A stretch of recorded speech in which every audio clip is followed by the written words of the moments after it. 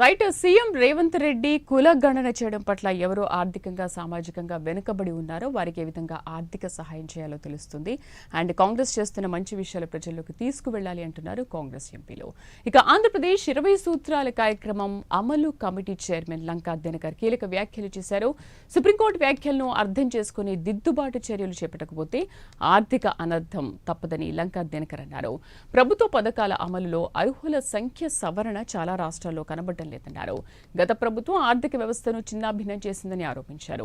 అర్హులైన పేదలకు నిలదొక్కునే శక్తి వచ్చే వరకు మాత్రమే సంక్షేమ పథకాలు అమలు చేయాలని లంకా దినకర్ సూచించారు.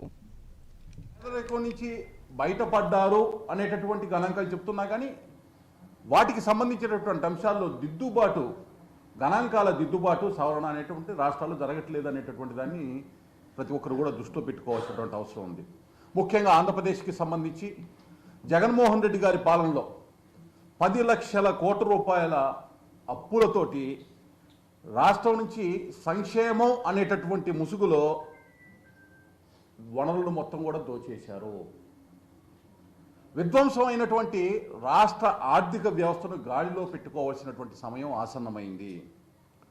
అర్హులకు ప్రభుత్వ పథకాలు తప్పు కాదు, కానీ అనర్హులని అర్హులుగా చూపించి ప్రభుత్వ ధనాన్ని దోచుకుంటూ దుర్వినియోగపరిచేటటువంటి విధానాన్ని ఏదైతే 2019-24 మధ్య అవలంబించారో అటువంటి విధానం తప్పు.